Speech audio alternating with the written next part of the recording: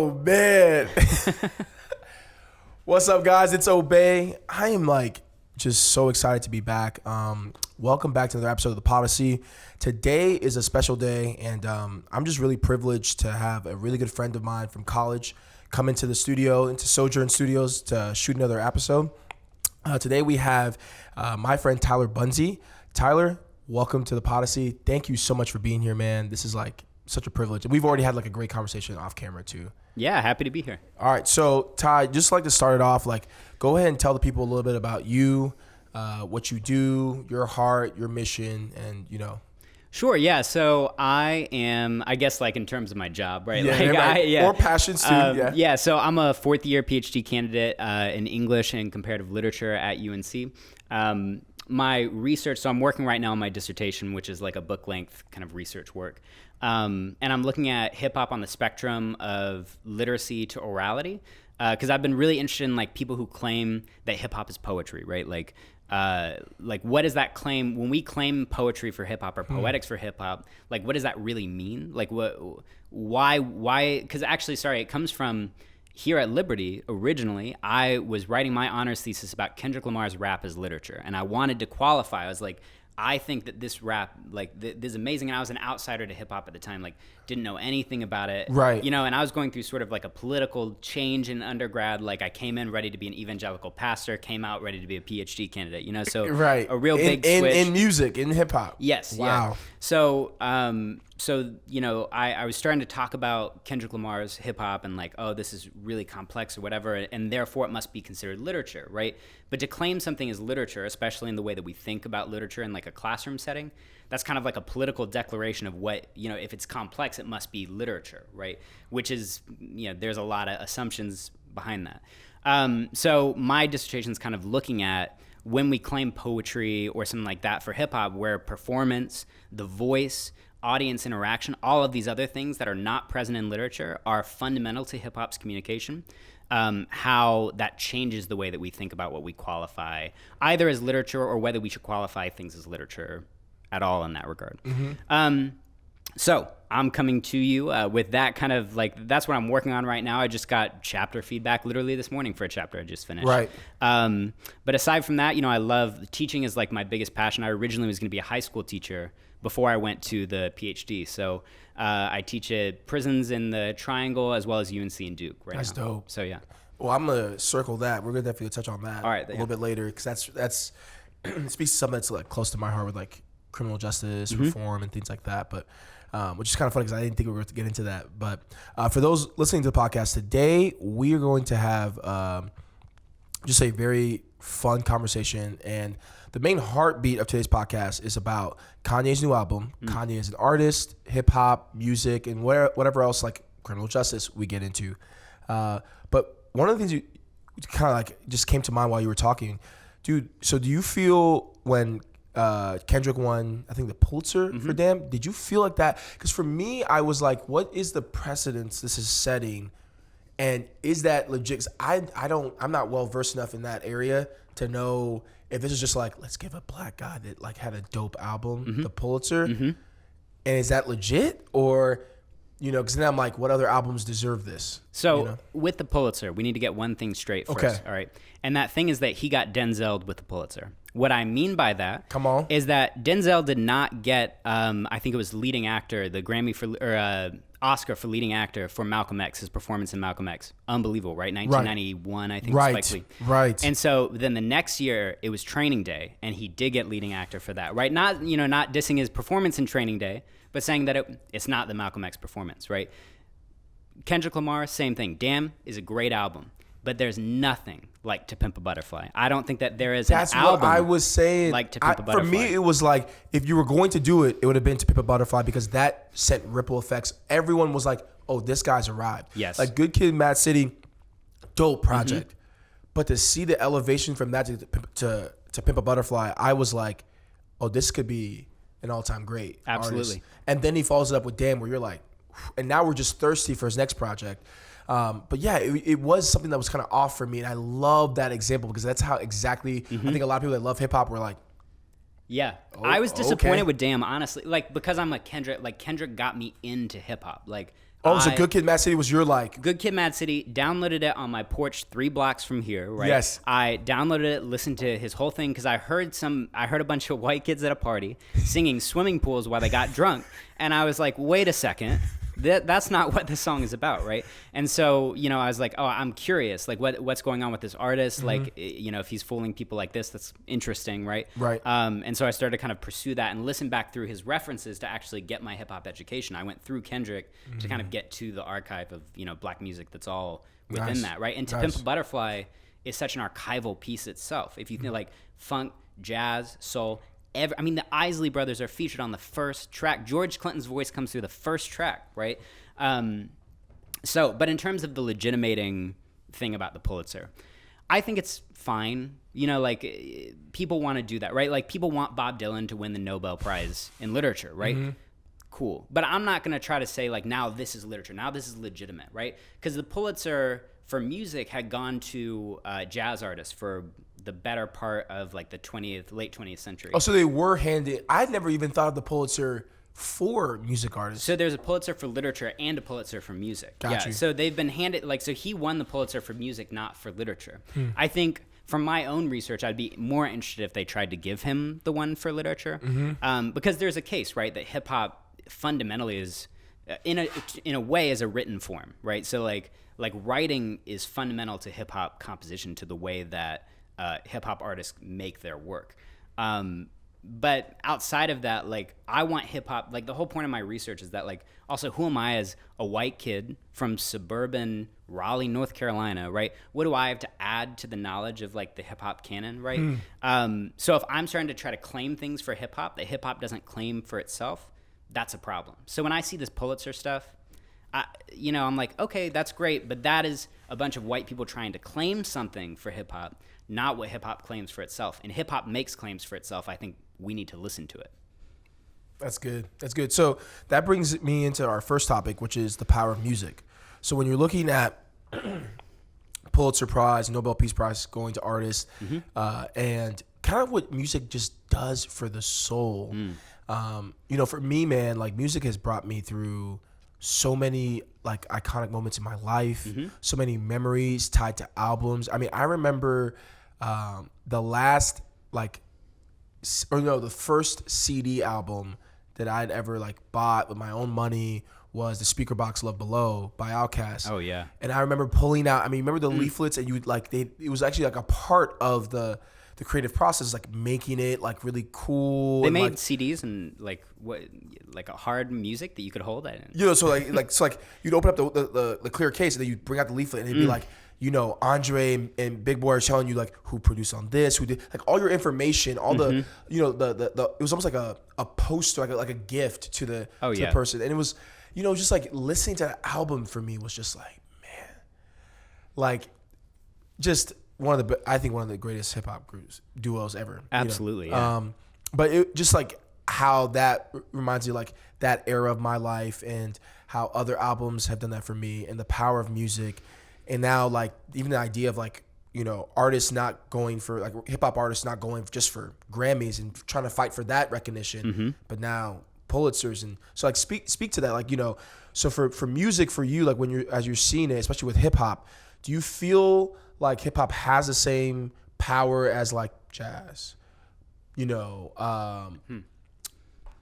Guys who just sing, like, like a John Legend, right? Because it feels like hip hop is just such a unique culture, and when you see Travis Scott fans at a concert and they're just going crazy, or even for back in the day,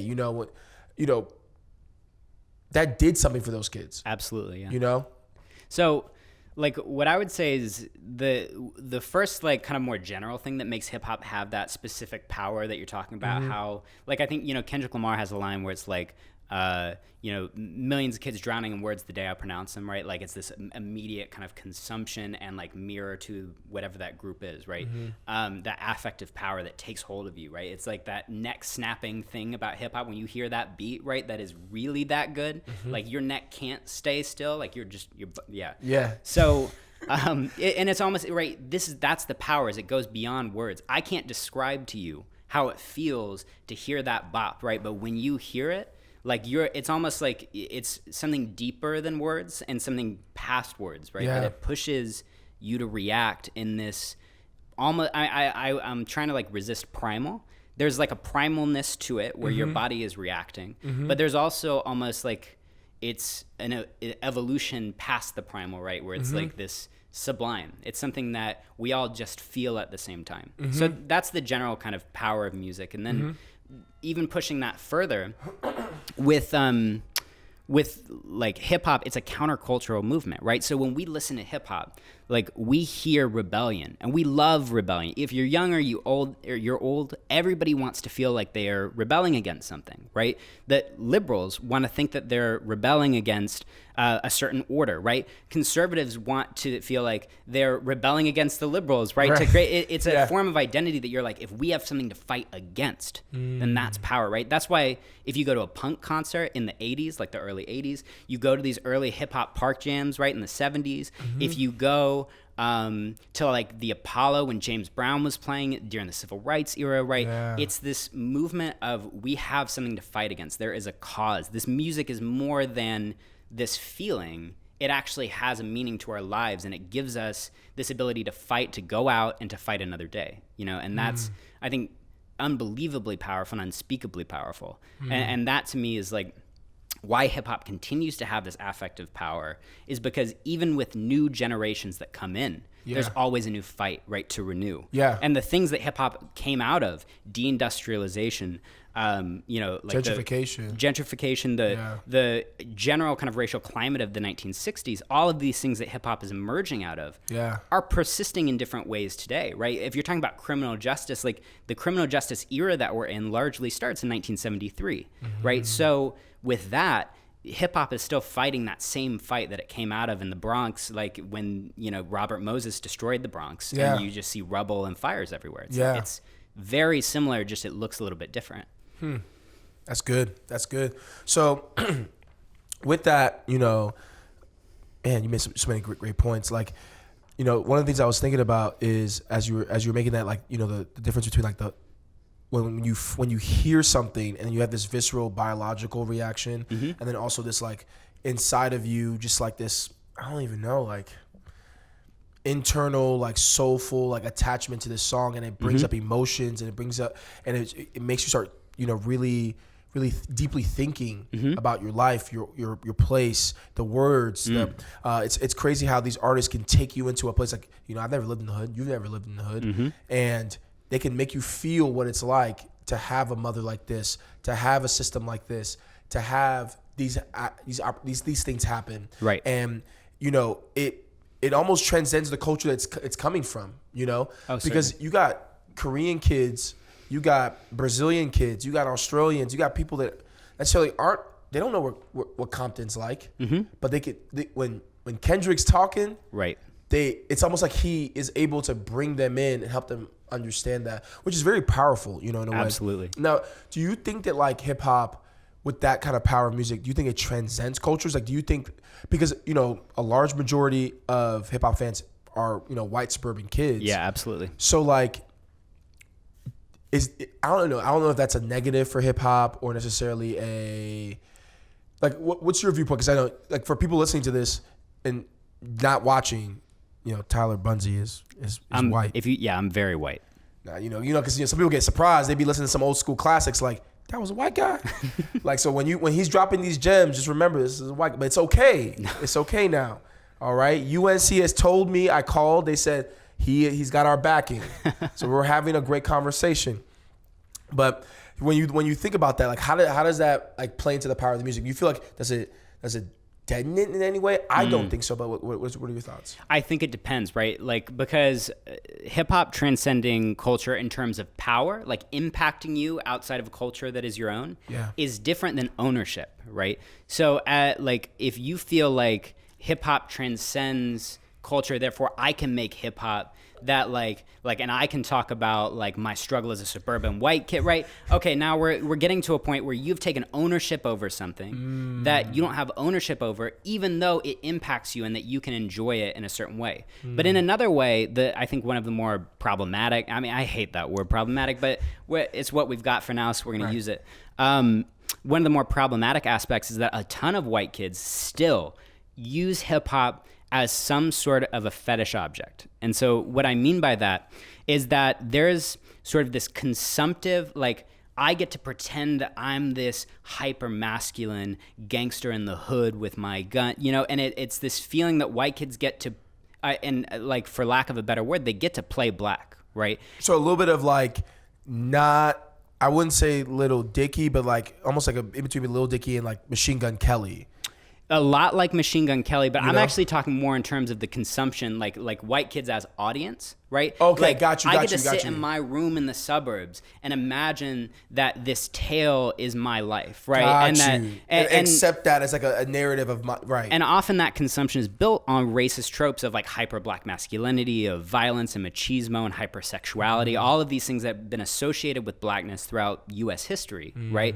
Like, white kids get to project that imagination onto hip hop through things like gangster rap, right? Which is why gangster rap became such a debate in the early 90s, is because you've got like essentially the people who are creating gangster rap coming from a very specific area or place or whatever, right? Like, and I mean that in the sense of like, you know, I come from this block. This is my life. These are the people that I know, right? Referencing this is real to me. Right. I'm really pushing weight. Like, there's real things happening. Real people are dying. So those are the creators, right? And the consumers are sitting off in the suburbs and imagining this like racial other outside, right? And being able to kind of consume that safely without ever having to go to talk to any black people, right?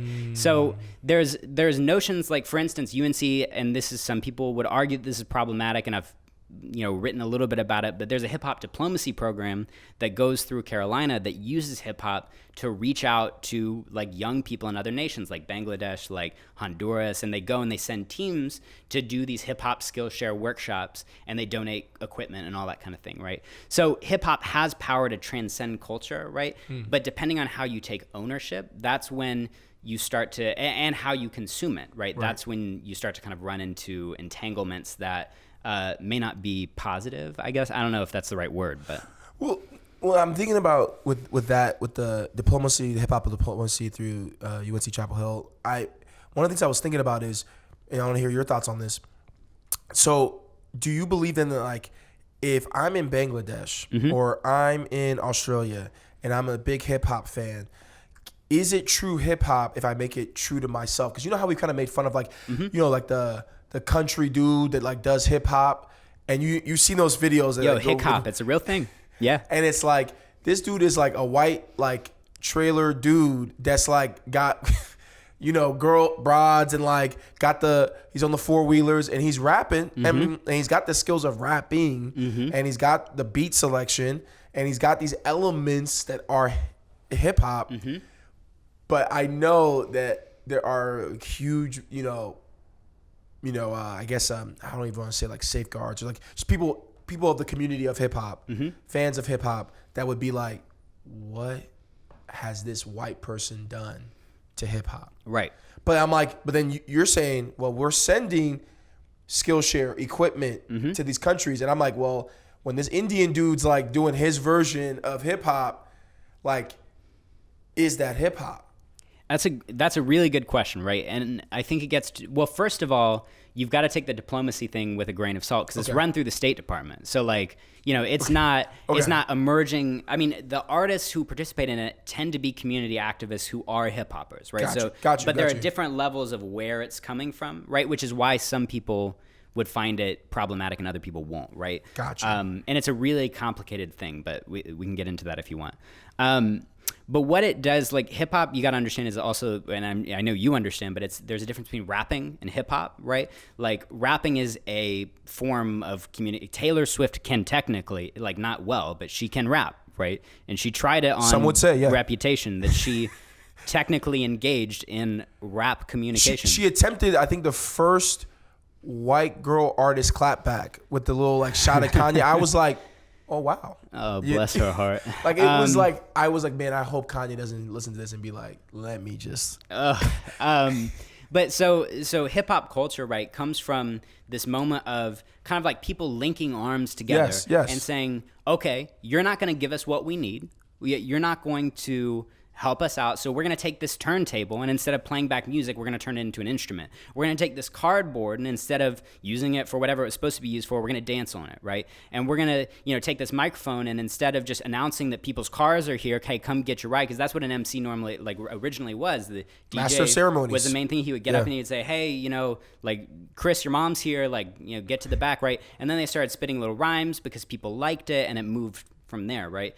So using things as a culture, right, in order to kind of rebel against a certain system that tries to suppress that same culture, that's the ethos of hip hop, right? So these struggles that are going on, there's this testament of that I was talking to one of hip hop's diplomats, and they were talking to someone in, I think it was Pakistan.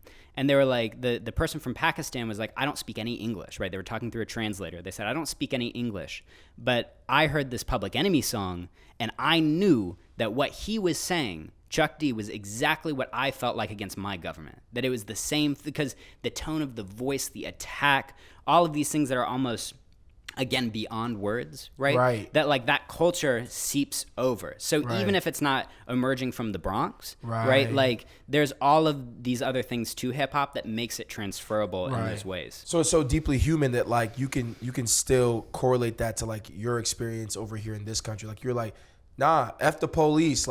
They did this, and maybe they didn't do what you're talking about, but for me, and I live in, the Philippines, or I live in this country, and they just, knock down the door and hurt part of my community. So yeah, I'm rocking with that song. Hip hop at its best tells us more of what it's like to be human, right? And at its worst, it dehumanizes, right? And we've kind of seen, of course, easily, just if you want to glance through hip hop's treatment of women, right? Very simple and easy to see how hip hop can dehumanize, right? But at its very deepest, at its core, what it tries to do is say, out of these things in the Bronx, right? Out of this struggle comes beauty, right? And that to me is it's part of the power of art, part of the power of music, but it's the particular power of hip hop, because hip hop is inherently political as well, even when it's about a party, which if you're poor and don't have a job and you can still find time to find joy in a party, that's as political as Chuck D's music.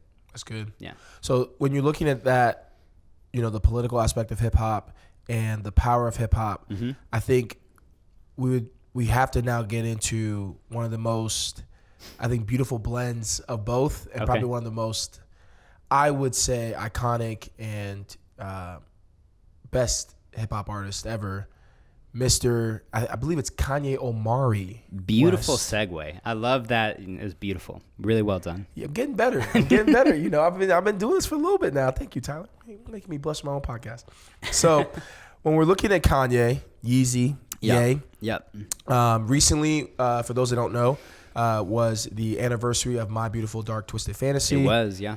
And it was I just listened to it again. Man, I forgot. Just from the beginning with Nicki and Dark Fantasy to the end, it really was a masterpiece. They posed a question that I will pose at the end of this conversation, which was, was it the best project, record, album of the 2010s? And we could even keep it as just hip hop, from 2010 to 2020 or 2019. Was it the best album put out? But when you're looking at Ye, and I was to prep for this podcast, I went back through his first 5 projects, and man, it was just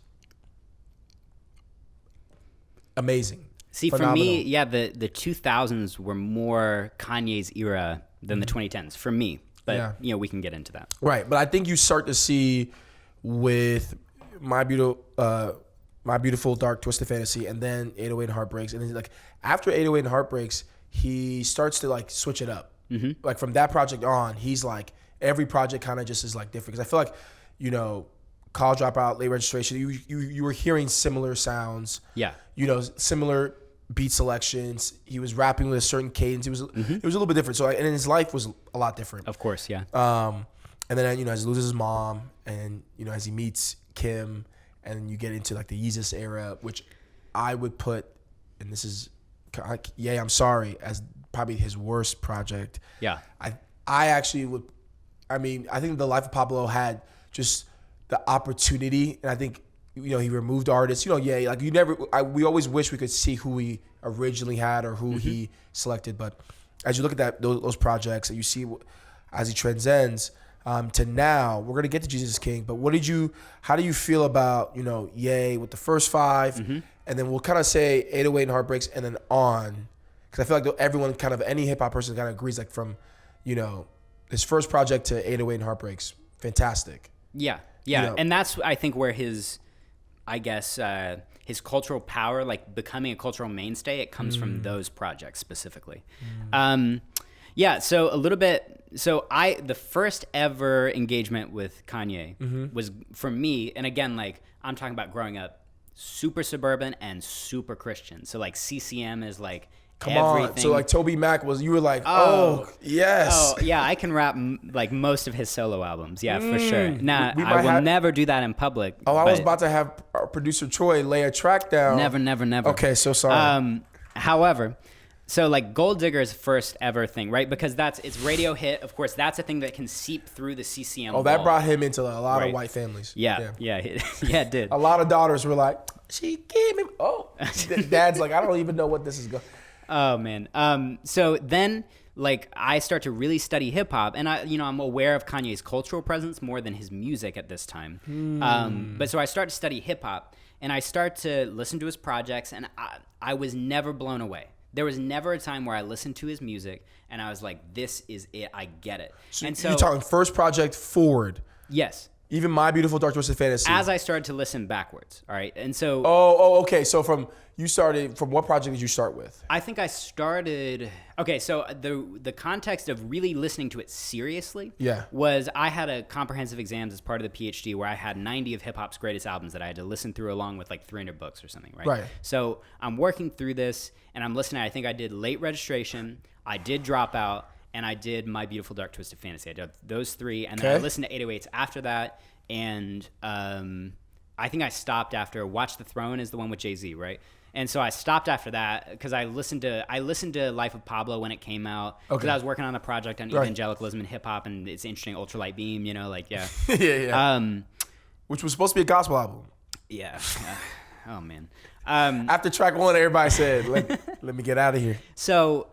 With all of that, I was confused, genuinely. I think, and here's the thing, it's like when you listen to the Beatles and you're not really appreciative, and I'm complimenting Mr. West, right? Like when you listen to the Beatles and you're not familiar with what came before them, they don't sound that impressive because everybody has copied their sound afterwards. It sounds like everything else you've heard, right? So with My Beautiful Dark Twisted Fantasy, like that changes, and 808s, that changes the way that hip hop sounds fundamentally, right?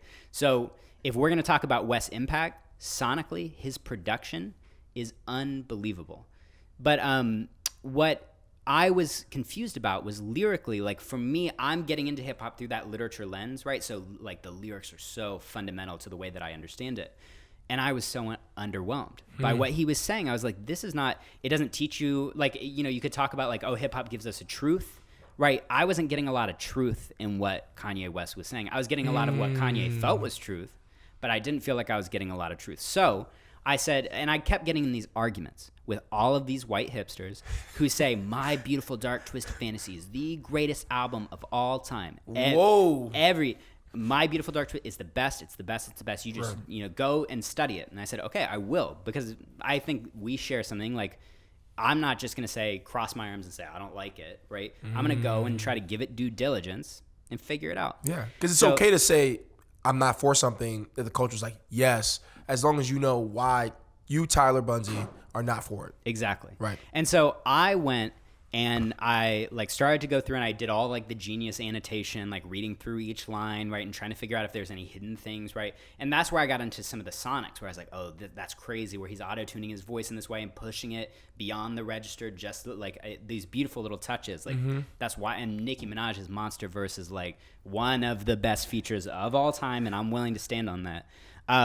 But I was I'm still kind of underwhelmed. So then I listened to the Dissect podcast, which has the track-by-track breakdown of every song, every lyric on My Beautiful Dark Twisted Fantasy. I listened to his one of To Pimp a Butterfly, and I was like, which I think is the best album of all time. But I listened to that, and I was like, maybe he will help me to understand My Beautiful Dark Twisted Fantasy. And I didn't. I listened to it, and I again and again and again, and I couldn't understand why people thought it was so good. Okay. And so at that point, that's when I started to kind of think, I think it's okay for me to not like Kanye, and that's where I'm at now. Okay. So let's start off with, I have some questions. So you first said, where was the truth, Kanye? I'm listening to these first, these projects. So let's start off with, All Falls Down. Okay. He's this beautiful story, and like, as Kanye, especially with like Late Registration, the stories he's telling, you didn't feel like at all he was giving you something through the wire. Through the Wire, okay, Through the Wire is one of the best he's ever done for me. Okay. And like I think like most people who are really, really like hip hop heads in a historical sense, like I'm interested in the entire history. Got you. Like those earlier tracks to me are more legible in a hip hop tradition, whereas the later ones are more legible in a pop tradition. Gotcha. So, and I'm not saying like Kanye went pop, therefore he's not authentic, right? Right. I don't really care about that debate specifically. Right. But what I do care about is what about Jesus is King is hip hop? Like that's kind of like that's, right. And that's where I'm at now, right? Is like trying to think through how am I interpreting this. So those early things, those got me more, and I could understand that. But my thing is, those are truths, but where are those truths not apparent in all of other of hip hop's canon, right? Like, what is he adding and innovating in terms of his lyrical content? Got you. Well, the thing with Ye is he first started off, for those that don't know, we should have probably done this. For those that don't know about Kanye West, he became famous for being a producer. Yes, absolutely. He was a guy that, like, he just always had this unique character about him. So what you're seeing with him yet now is a guy that's, in his 40s that started off as a producer in Chicago with a backpack and dressed funny and just put his heart and soul into making beats, and then got the opportunity to start making beats for some big names. I think Jay-Z was the biggest break at first, I think. The biggest break was when, was it the Blueprint? Yeah, I think it was Blueprint. And so when he starts from there, he is known as a producer. So for those listening, like Kanye never got into music to become the world's greatest rapper. Right. Absolutely. And he's always talked about himself as, being an artist. He cares about from the first beat to the lyrics to the whole project. So when we're looking at Ye, I understand your point, and I agree with your point, but I struggle with, putting that upon him when he comes from a producer background, when what he's doing, I've never seen someone who produces music because it's almost like, hey, you play quarterback, but when you can run, throw, like when you can do all these other things well, it makes you this iconic character. You know what I'm saying? Yeah, so imagine absolutely. if for those like, love sports, like I love sports, like Lamar Jackson, if he could throw as well as Drew Brees and do what he does running the ball, we would all be like, it's almost like if Michael Vick could have been as prolific a passer as he was a runner, we wouldn't know what to do. It would just be so iconic. But he came in as a tight end, something like that. So this is exactly, I'm okay with what you're saying. Like I agree with you 100%. And this is the problem for me. This is where it breaks down, right? Is Kanye West, like, I'm the greatest artist who's ever walked the earth, right?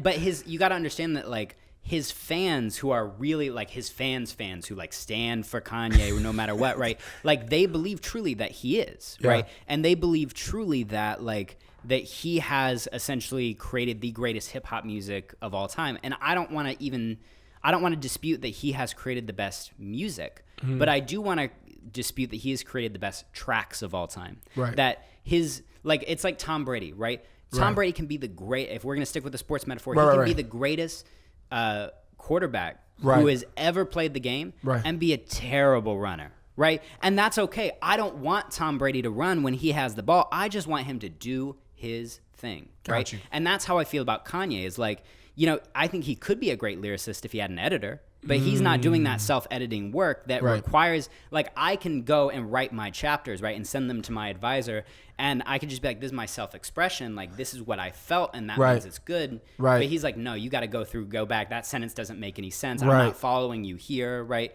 And I think that's what's missing to me when I listen to Kanye. It's missing that, like, the way that his music is curated and careful and intentional, I don't hear that in his lyricism. Okay, so here's a question for you with lyricism, because this is a big debate in hip hop. Do you respect a person like Nas, Jay-Z, Kanye, a lot of the older, hip hop artists that do not like, hey, I got like 5 guys that are writing my lyrics. Yeah. Like the reason it's fire, the reason Drake gets a lot of flack is because we don't know. And this is, as a Drake fan, it is true that he has ghostwriters. Mm-hmm. But hip hop has never, I think, allowed ourselves to have a public conversation. Do we want dope bars? And maybe he picked the bar. I mean, he still picks the bars. Mm-hmm. Or you have to be original. Because then to be original means you're going to fail sometimes. It's going to be hard. Right. It's not easy to write 16 songs. But if you fail, that doesn't make you the greatest artist. That doesn't mean your work is flawless, right? As soon as you fail, right. And that's the thing. Is that you just admit that he, like, not you. I'm talking generally to the, Kanye universe or whatever. Like if you fail, that's okay. Like Kanye can be limited in his lyricism and be like Pete Rock, right? One of the greatest producers of all time, early 90s. He rapped one verse in one of his projects and it was written by somebody else. Nobody's saying like Pete Rock's a worse artist because he can't rap, right? But it's that Kanye claims to be an MC that I'm going to now start judging him along the lines of that claim. Got you. Does that make sense? Right, but now my question then is to you, if you found out that some of these, say like, we're not going to get into this, but like this, you say your top MCs, right? Mm-hmm. If a couple of them and some of the bars that you really loved were written by someone else, would that affect for you their standing? Because that's the thing what I'm saying is... That's a good question. You see what I'm saying? Because with Ye, everything's from him because he doesn't trust anyone else. But if it's like, if we find out that next day someone finally, didn't get shot and told the truth and said, yo, I wrote a couple of Jay-Z's bars, I would be devastated. A lot of hip hop fans would be devastated. But I would still be like, I mean, a part of me now is like, Jay-Z picked it. Jay-Z selected it and put it on the album. That does take some talent. Yeah. But it does hurt. Because the thing is with MCing, does it have to be purely you? Your gifted ingenuity. Or does it have to be like, can it be a team? Can we have that, Yeah, okay, first of all, that's a whole podcast. Just that question right there. We'll do another one next season. Because that gets into like, what is writing in hip hop? What does individualism mean in hip hop? Yes. What does it mean to be authentic, right? Like all of these things are kind of wrapped up. And that's why like ghostwriting, Kendrick Lamar says, he's kind of dissing Drake, right? He says like a rapper with a ghostwriter, what the fuck happened, right? It's that like we used to be this pure writing, it's us, it's our expression, and that's the measure of how dope you are. Mm-hmm. For me, when it comes to commercial hip hop versus like, I think when you have hip hop that's community based, it's much more invested in you as an artist because you're representing kind of your community, yourself, whatever, right? Mm-hmm. But when it's commercial, it's a curated product that you're putting out. For me, it doesn't bother me. If like these rappers have ghostwriters and everybody's that's how all art is made. Like, we're sitting in a room with 5 other people right now. It's not just like that you can't, I'm not going to say you're a worse podcast host because you didn't set up the cameras and that you didn't place the microphones or mix the audio. That doesn't make you a worse host. Right. However, if you come in here and you do all of that and you have this ear for everything, like Tyler, the Creator, right? His work might not be the best production that's ever done, but he is one of the only rappers who's ever produced entire projects that he rapped and produced everything on, right? Right. So, like Ye. Yeah. And so I'm saying you get points for doing that, but that also doesn't mean that just because you did that, that means we can excuse the worst content. Does that make sense? Got you. Yeah. So, because your thing is, we must be able to separate into sections. So if Ye says, I'm the dopest MC of all time. Yeah. Now let's dig into him on the criteria of an MC. Right. And if he says I'm the dopest artist, then you're like, man, you're going against, Whitney, MJ, Prince. Come on. Sorry. We can go on a... That claim hurts my heart. I'm like, Kanye, you know better. You respect them, Kanye. Like, I've heard him talk about Michael Jackson. I'm like, how could you say that? But Tyler, here's the thing, though. At some point, though, because here's the thing with artists. It's like, again, not to use too many sports references, but like athletes, I'll try to keep up. You have to, in your heart, at some point, MJ... Michael Jordan knew, and Michael Jackson knew, I'm different. Yeah. Oh yeah. And if you had asked them, if we were having some drinks with them, just chilling, they would say, "Hell yeah, I'm the best. What you think I'm in this for?" Mm-hmm. You know what I'm saying? So it's like, for me, why are we upset? We see so many clips of Michael Jordan shooting free throws, talking trash. Hey, Mutombo, this for you, baby. Eyes closed, swish. But and then he misses. What happens when he misses? Stop, man. He knew in a 32-month span, this man won 3 championships, won 3 scoring titles, 2 MVPs, a first-team All-NBA defense for 3 straight years. He was unstoppable. So in that mode, right, if you're Ye and you just did my Beautiful Dark Twisted Fantasy, you just dropped 808 and Heartbreaks. You just see all these numbers. You see your tours. You got all this. Then he bags Kim later, right around Yeezus. Okay. So if you're him, the most wanted woman in the world is now in your bed. You have the Grammys. You have all the music. So like for him to be this, and he didn't say it at first, but he says it later.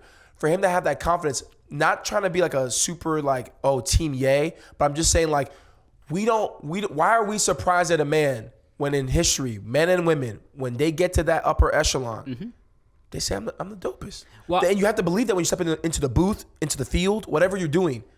But I'm not surprised that he feels that way about himself, right? But I'm saying that doesn't mean that I'm not just like, oh, well, Kanye said he's the best. Well, like, all right, the great pocket. You know, like, I'm not, there's so much more to evaluating art. Like, the artist claims is important, and I understand why he would say that. Right. Or he's got to be at least in discussion. Understand. Sorry, there's no universe where I understand why he would say he's the greatest artist who has ever lived on the face of the planet. I don't.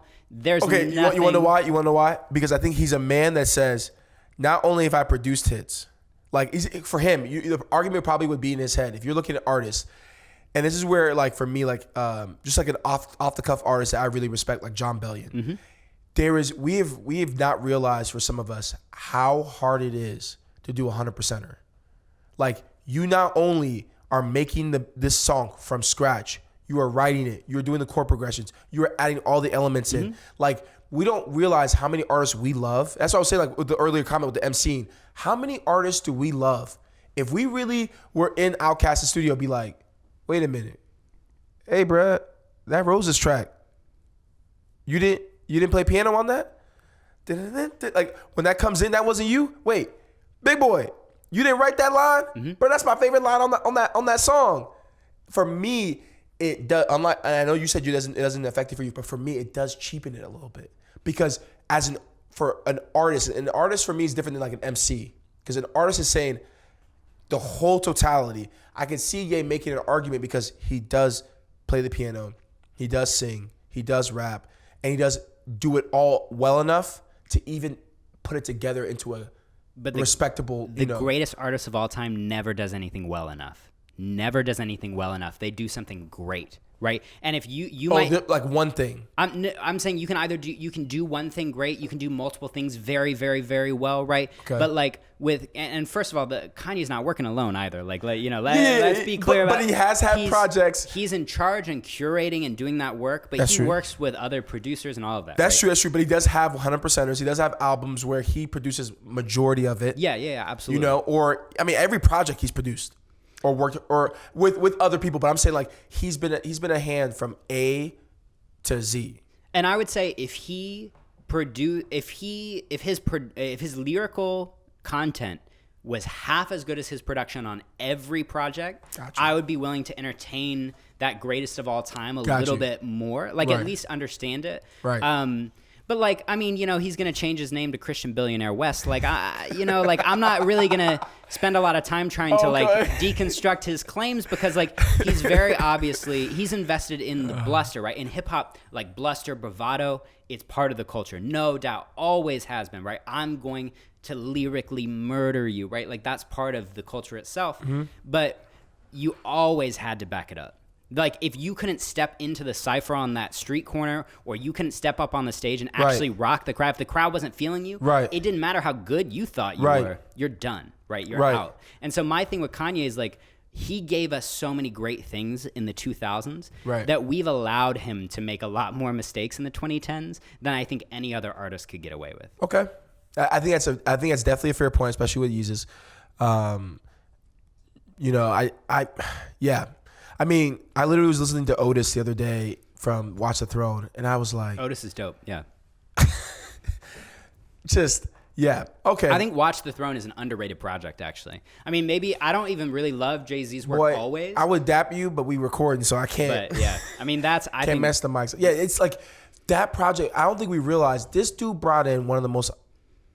I mean, has to be. If you even want to if I can respect your conversation with hip hop, like if someone comes to me and says Jay-Z's not in the top 10. I can't have it. We can't even continue to hear your rest. But so to get that kind of, it would be like MJ asking Prince, "Hey, let's do a collab." Our minds would not be able to handle that. Mm-hmm. You know what I'm saying? It's like to see Ye and them, especially in a culture in a art form where bravado, I'm the top dog, I'm the best. It was almost like beautiful, like watching them both, Breeze versus Brady or Peyton Manning versus Tom Brady, like greatness. Just like we got to experience, like you go.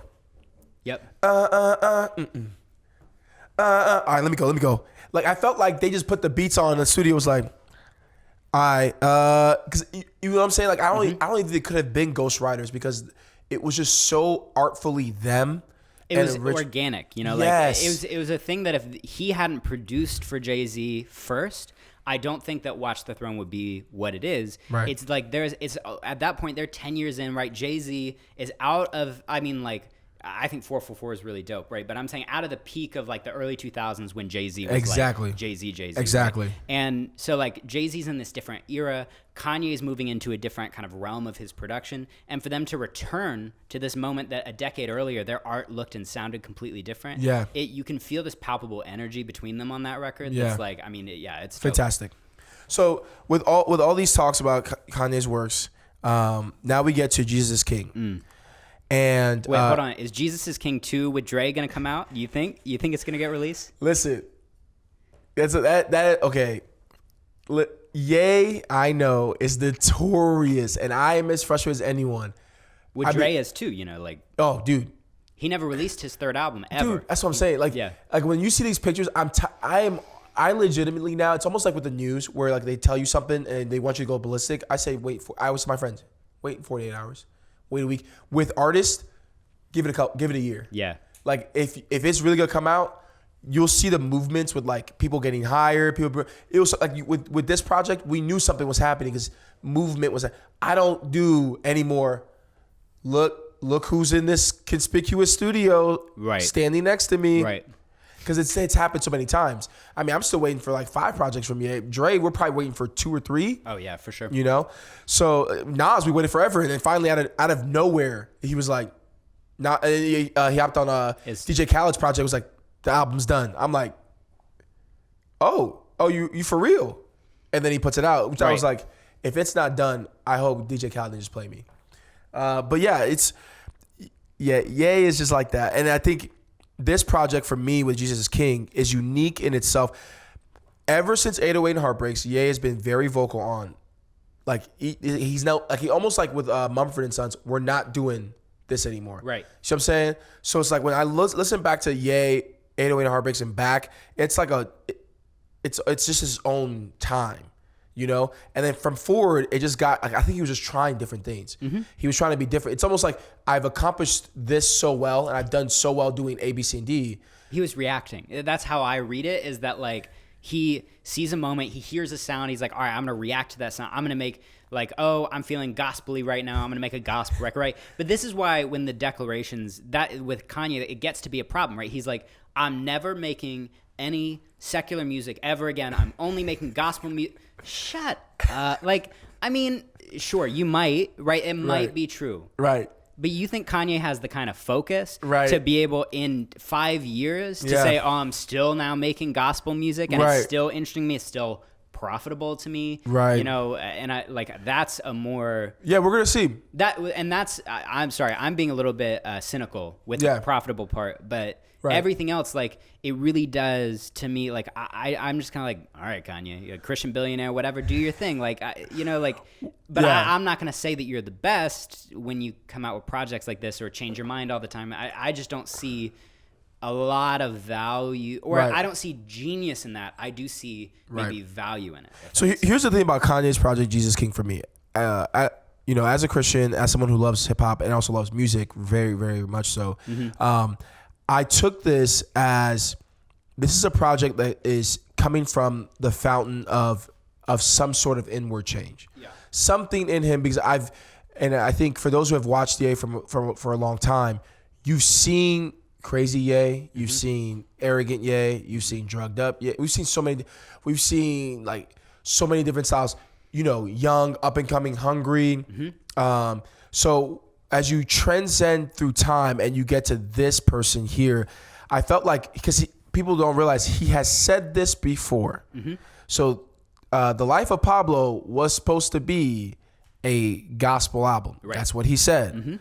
And it was not. No. So again, and I don't think there's any argument for it to be sonically, lyrically, religiously. To me, there's no argument that actually was exactly. Yeah. So for this one, and I watching interviews with the pastor that worked on this project with him, with people that worked on the project with him, watching him do interviews, and some of the people I've reached out to in the music industry, he had in vintage Ye fashion, which we're not surprised, took a lot of people off the project that was supposed to be on, had probably a ton of features he could have had. Just like when we heard Chance's, tracks that he had done for Ye from Life of Pablo, would have made the album insane. Oh yeah, absolutely. I was like, why? These verses are fire. So for me, when I look at Jesus King as this standalone, because that's what I've been doing since 808 and Heartbreaks, I really, really, really enjoyed it. It was pure. It was the least that Kanye had ever rapped or spoken on a project. And I think it was almost like this, he had made it into this I don't know, I just keep thinking it's almost exaltation. I'm just hey, I just want to put out a project that's this standalone worship, true gospel album. Right. There's no curse words, there's no weird things. He has a reconciliation of the clips on a song titled Use This Gospel. Some people are gonna miss that. He reconciled two people that said, we will never do music together because we don't see eye to eye. And he reconciles them on Use This Gospel and then uses their names in performances. It's the clips to represent, it's a double, almost a double entendre. That's the highlight of the whole project for me. Right, lyrically. Yeah. And I understand hip hop heads are saying, this is not a hip hop project. Fine. I think that or people that aren't Christian, they're what the heck is this?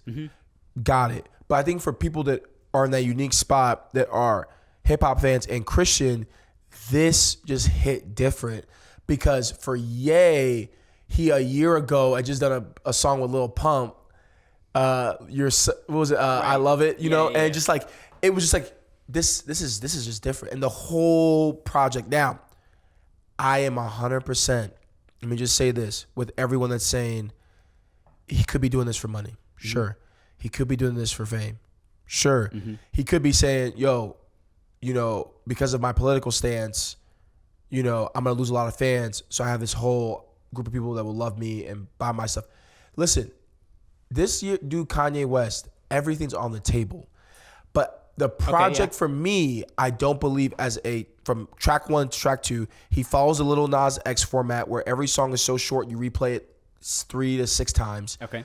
And what's crazy is people, when Lil Nas X came out, he's like, I'm gay, and I made this album, this EP, and it's fantastic. But it's all the songs are really short. No one complained. No one said, dude, why are all the songs so short? It's this kid Lil Nas X showed artists there's a new format you can do where you can make a song so juicy and good that was do you know Tierra Whack at all? Tierra Whack, right. She's got the 1 minute songs and they don't even finish. That's the most interesting thing about that project for me is each song cuts off at the very end, doesn't resolve itself, and so it just you're listening to it and it's you're skipping through. It's you're listening to the album and skipping after you get bored, right? Yes. And she talked about that. She's when I listen to music, and I don't know how I feel about this because I'm an album person, I want to listen to the whole work, right? Right. But it's a new place for hip hop and music. Yeah, it's all related to streaming and the way that streaming has changed. The way that streaming makes songs shorter, the average length I think now is around 2 minutes and 30 seconds for a song. And then also, you're going to get the hook or the chorus first at the very beginning so you can hear what it's going to sound like, and you can decide, am I going to stay in this for another 2 minutes, or am I, You're not getting the next thing. Piano, Kanye used to do, just a nice piano instrumental, and you're waiting, and then it's just, that's why I used this gospel. I was like, uh-oh. It was the first time he was just Like if he had done that like in a usual Ye fashion, that song would have been 6 minutes, and we'd have heard that for like a minute, and I'd been like, what's going on? What's the first Jesus is King song? It's Every Hour with the choir. Oh yeah, and it doesn't even you don't even hear the piano first, right? You hear the chorus before you hear anything else. Bro, it woke me up. I was it punches you in the face. And I think that's the thing for me is with Ye, you always have to realize what's the rhyme to the madness, like that kind of term. Like there's always madness. He's always said, I'm a little bit crazy, but so is every great person. Every great person that we've ever lived up to in every industry, every walk of life has a little bit of crazy in him. Now, what is the method? Yeah, the method to the madness.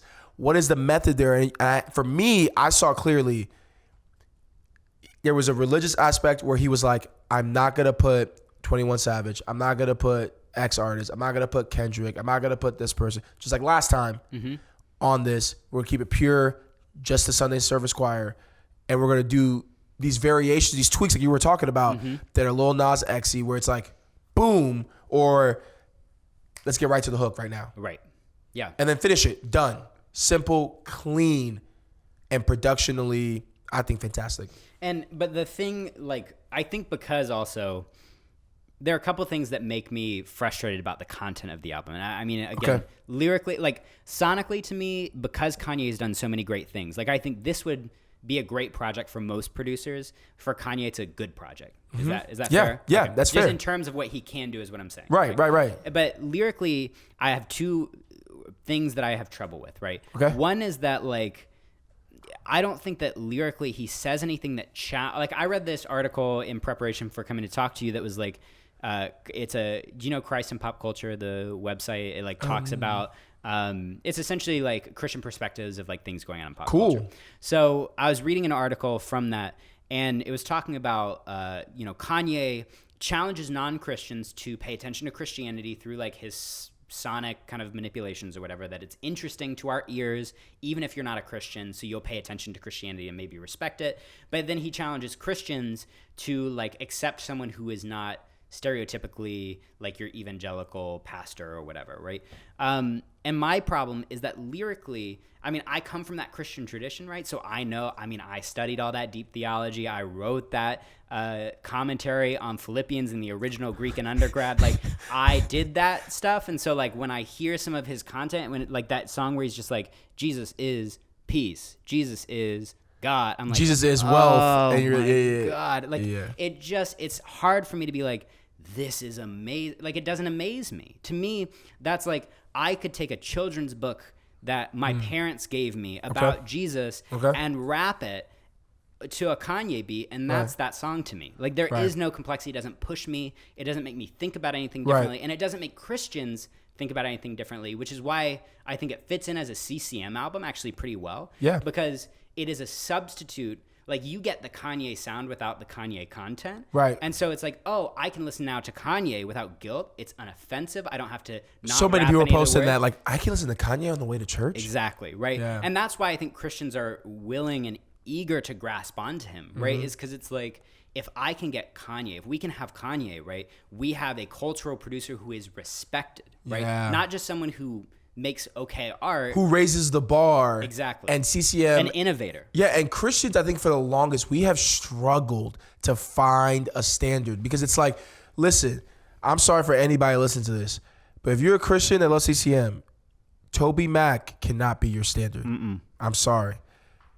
What was it? The Newsboys cannot be your standard. No, yeah. Mercy Me cannot be your standard. You know, Hillsong cannot be your standard. No. It's like when you want the world to be like, whoa. The reason this was such a hard shift is because they know what this dude's capable of, and I think this album whets my palate to see what he will do, if he really will do another like hip hop gospel album, because we know it's going to be insane. And I think like insane if he spends time with it. Yeah. Right. Well, lyrically, he hasn't been where he was with his first 5. Right. You know, I think it's where me and you agree that like you were like, this is kind of children's book lyric. I'm like, yeah, like, you know, Tyler, like I'm with you. Like, it's like, yeah, I know it's not like the dopest rhymes or even theologically rich. I think he's in this weird place because, one, I don't think his bars have been there since 808. Yeah. Like where I would, or Watch the Throne. Yeah. You know, where it's like, oh my gosh. Honestly, I think after first two, after Dropout and Registration, yeah. I think that's the beginning of the drop off because, well, I think because in a natural way, he started to focus so much on pushing, like, you know, like if we're talking about innovation, right? He innovated auto-tune for like hip hop, right? Like, and he innovated like electronic music and EDM type sound into hip hop, right? Yeah. So he innovated all of these things sonically, and I think he got so much praise for that he was just like, oh, I'm good. Like I'm comfortable. To me, lyrically, he's too comfortable. When he sits on a track, right, he's okay with whatever he's doing. Yeah. Right. And that's what bothers me is I'm like, you gotta be hungry, like vicious. You know, like I want to hear. That's why I love. Shout out to Rhapsody. That's why I love Rhapsody. Right. It's because her first album, Grammy nominated, Layla's Wisdom, unbelievable. Yeah. But she didn't win. Right. She comes out with Eve this year. You can hear she's bitter. Every bar, she's just, and then she just released a freestyle on the morning. She didn't get nominated for any Grammys this year. Oh, it's disgusting. Funk Flex is there, like, I mean, he's like throwing up next to her. It's unbelievable. Bro, I'm right? gonna watch that. But it's the ASAP. nastiness, right? It's that fight that, like, that's the spirit of the MC. So, like, I'm not going to respect Kanye as an MC if he's just like, I'm going to say some words over this, whatever my message I want it to be. Right. It's not just that, right? It's form and content. You got to say it and say it right. really well. His best bars were on Watch the Throne. His probably best complete album was, Dark Fantasy. Mm-hmm. But I think, I'm not. Here's the thing for me is, Ye comes from a producer background. Yeah. So we have to realize his baby, what he cares about, is not always the lyrics. It's about the whole project. So don't claim to be an ill lyricist. That's it. Like, right. Don't claim to be that lyricist. If you don't want to be that, I don't want Kanye to be that lyricist. But I think right now he's never said, I'm the dopest lyricist of all time. Well, if he's the he greatest says artist. Because remember, but Ye thinks artist is the full encapsulation of making music. But you can't. So he's like, I don't think he respects somebody that just comes in the booth. This dude made all your beats, and then 3 guys are gonna help you write the dopest rhymes. Like for example, you're an artist that me and you both respect, right? That if we were in the studio with them, they'd walk in and the album is already being made ahead of them. They're over gosh, I'm trying to think of someone like that would be like a respectable person to like have this.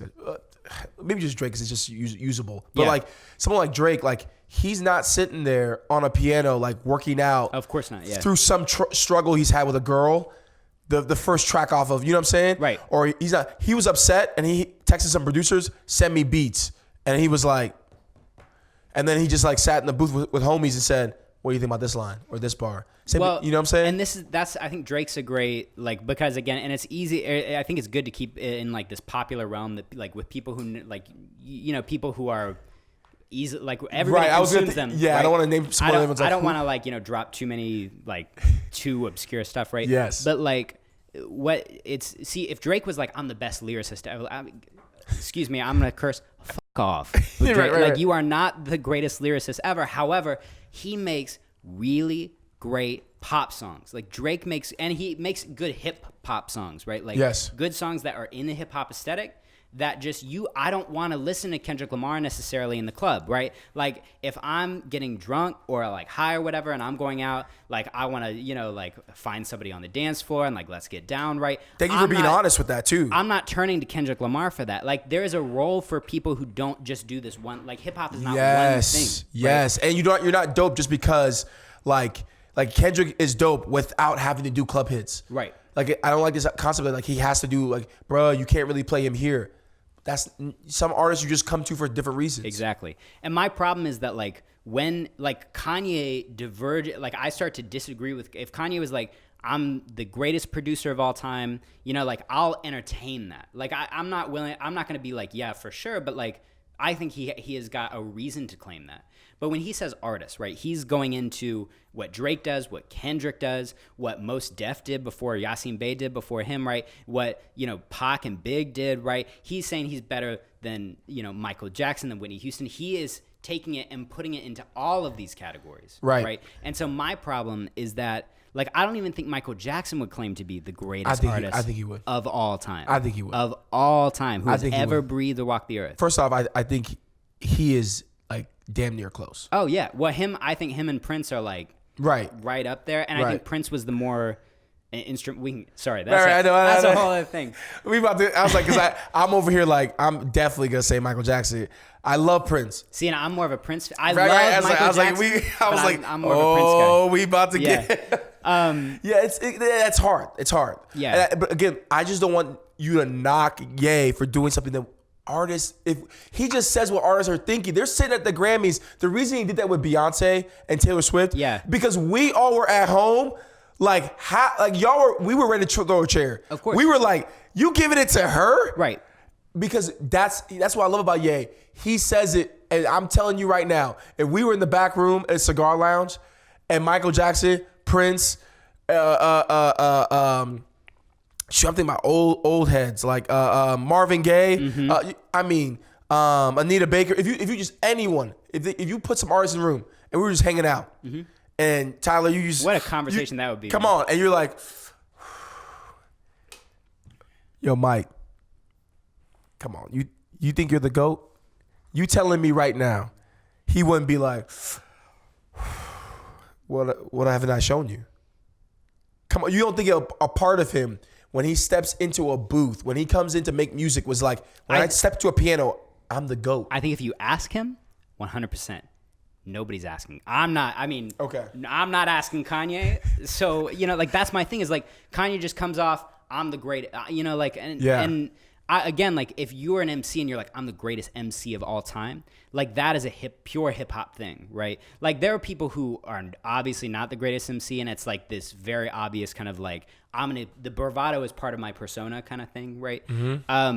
But Kanye is doing something different, right? And this is what you're getting at where he's like, when he does that thing with Beyonce, right? And he goes, we're talking about Taylor Swift. For anybody who's not, following along, we're talking about 2009 VMA Awards. Taylor Swift wins Video of the Year. Beyonce deserved it. We all knew it. So Kanye gets up, he's drunk. He says Beyonce deserved it. So with that, like, what I was writing about in that article is precisely this thing. This is why liberals don't like Kanye anymore. I think he's doing the same work. He's looking and saying everybody's thinking this thing. That's the thing with Trump. But same thing. But he doesn't know. Like Trump might think that he's saying what everybody is, and like Kanye might think he's saying what everybody is thinking.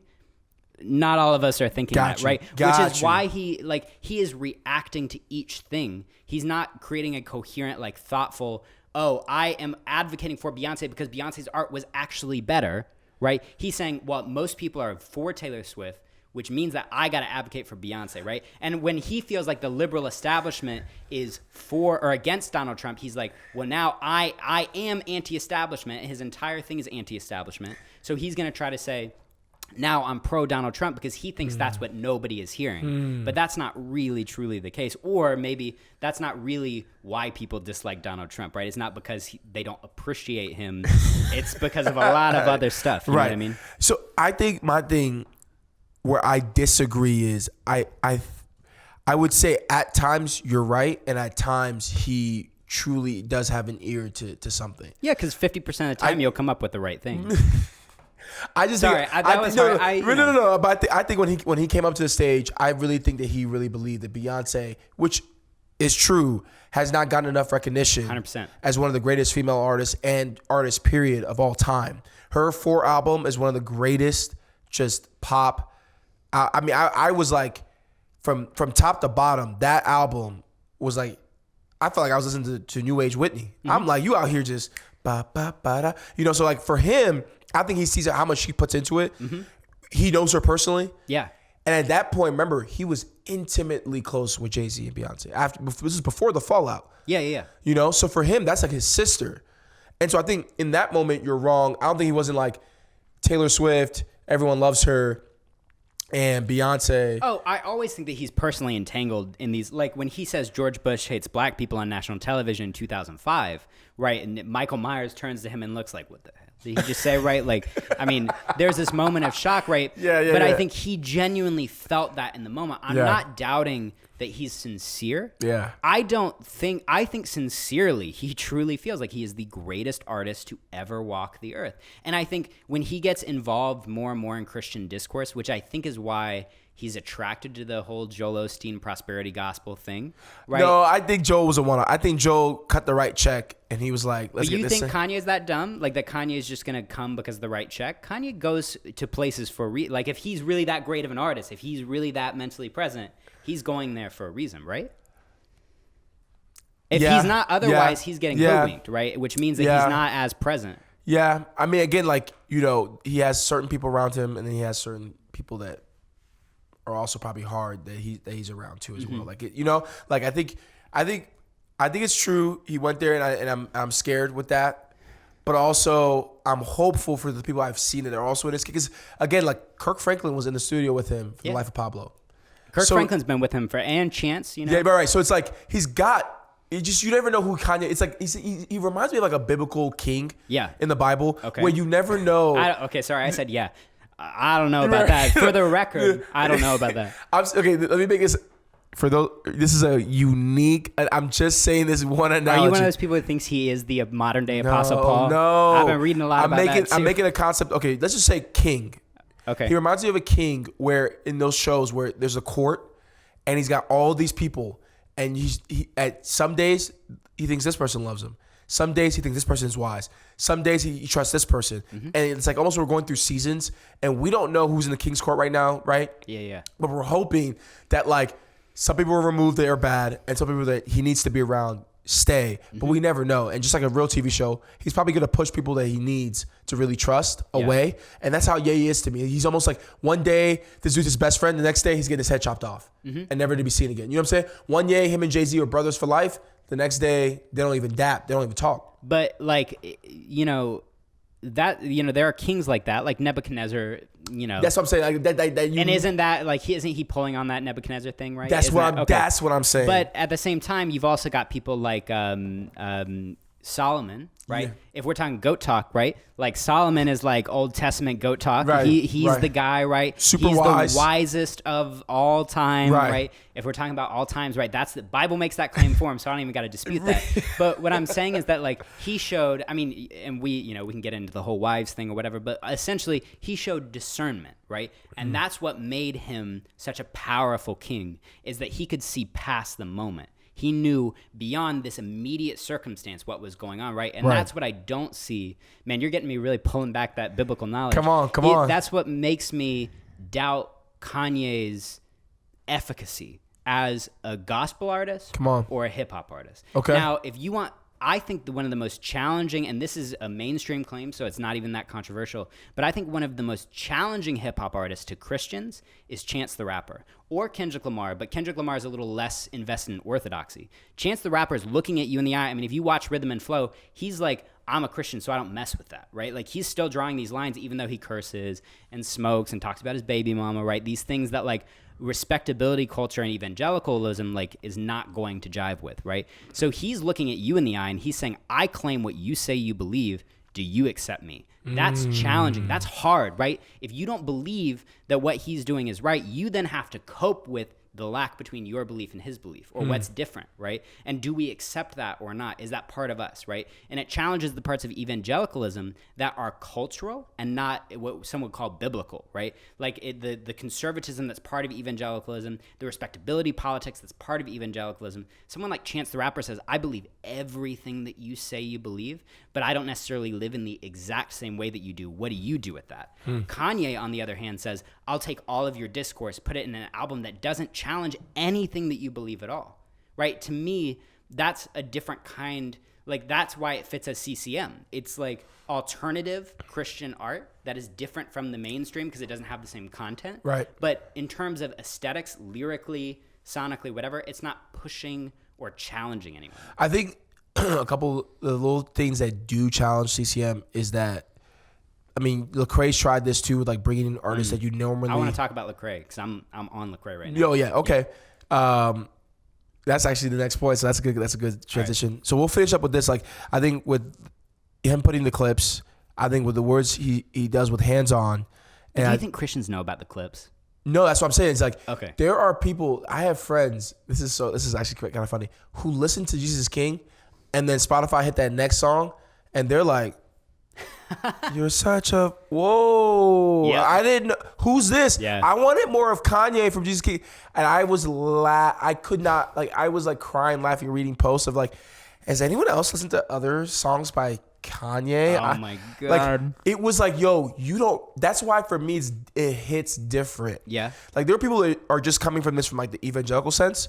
People coming from this from like the atheist or liberal sense that see a different album, that see a different project, and see a different Kanye West. Yeah. And there are those of us that I think me and you are kind of in the middle where we're like, we understand the totality of what he's doing. And we both kind of have a foot in both cultures, doors, right? Like, we both are invested in hip hop and both are at least come from an evangelical background, right? Yes. So we kind of understand the discourses. Yeah, I mean, I agree with that. Right. So and I think that's where it was just like, where some of the things you're looking for, I don't think that was the point of this project. I think it could have been, and he scrapped it. That's why he pushed the date back several times. Same thing with Life of Pablo, kept pushing it back because he's over here like, frick, I gotta get rid of Chance's bars. And then he's like, I'll just do what Chance was gonna say and then sing it auto-tuned. Right. Like, you know what I'm saying? Like, just like, he does this stuff where it's like, and then Mike Dean's trying to like, all right, how do I change his chord progression? So it's like, he does these things for a reason, and it's because he makes a last minute decision. So all in all, I think that was a really good discussion, but I think it also perfectly segues into now CCM, CHH. This is so funny. I took a screenshot that I wanted to share with you when I was prepping for the podcast. Kanye was invited to a Christian festival. Oh, Lord have mercy. And I was like, it hasn't even been, 2 minutes?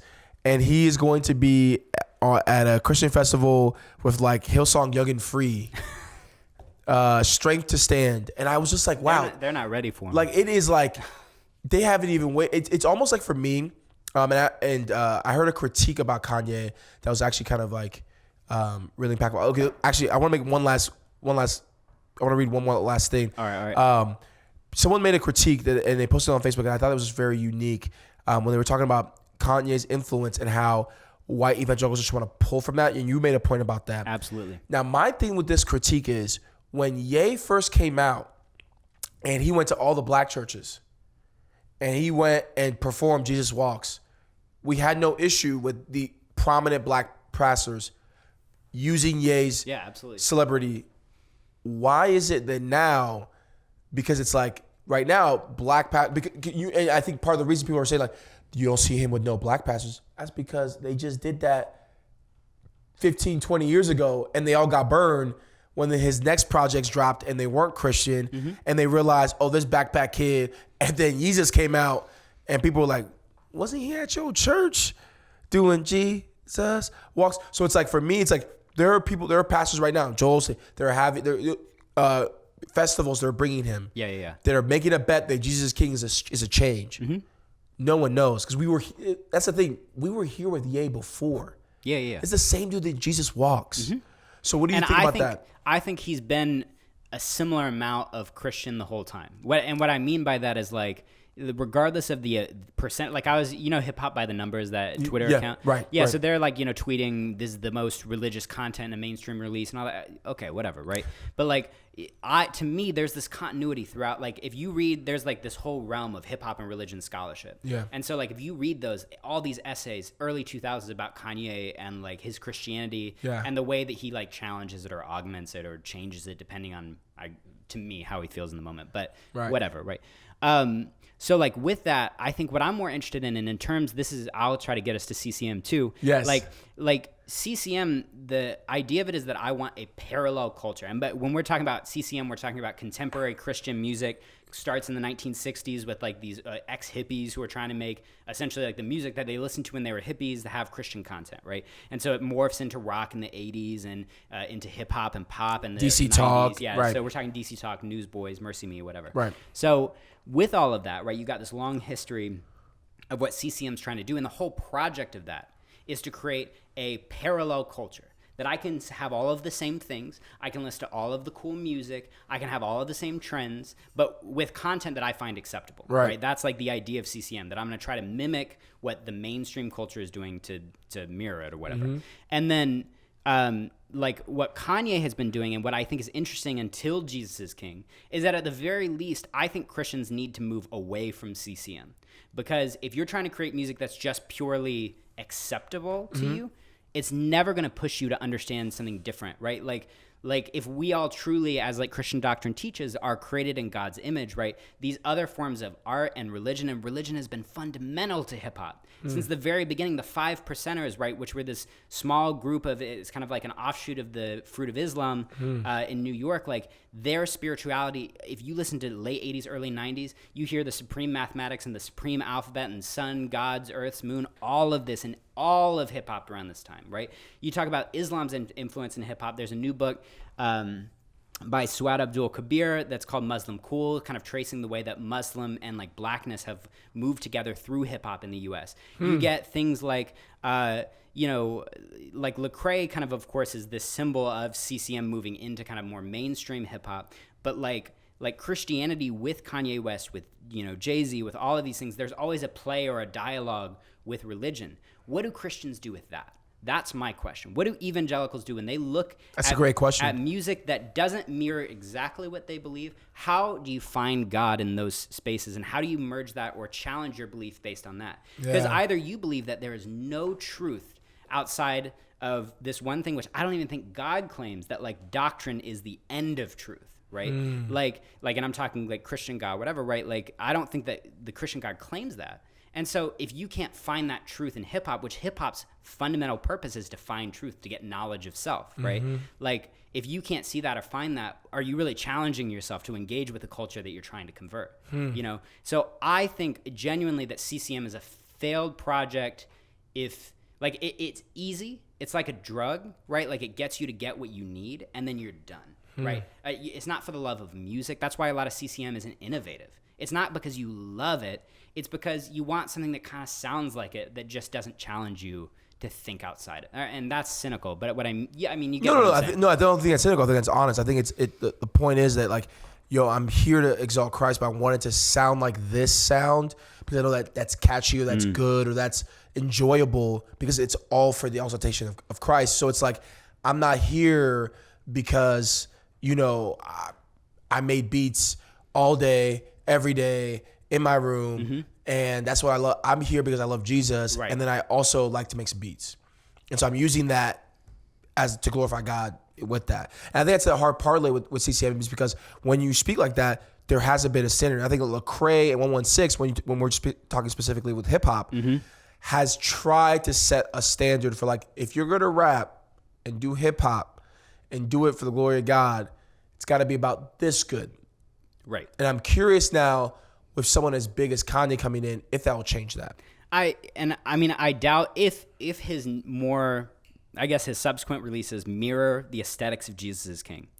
I don't think that he's going to push art outside of CCM because I mean, even the way that he's adopted respectability politics into his home and is like trying to like clear out North's dresses, and like I watched all these interviews when I was writing that article, and I was like, man, that's not the important stuff. Like, I mean, if you believe in that kind of politics, but maybe it's reactionary to a self-change. Again, like, you know what I'm saying? If he really is a Christian now and has met God, he's not going to dress his daughter like she's Rihanna.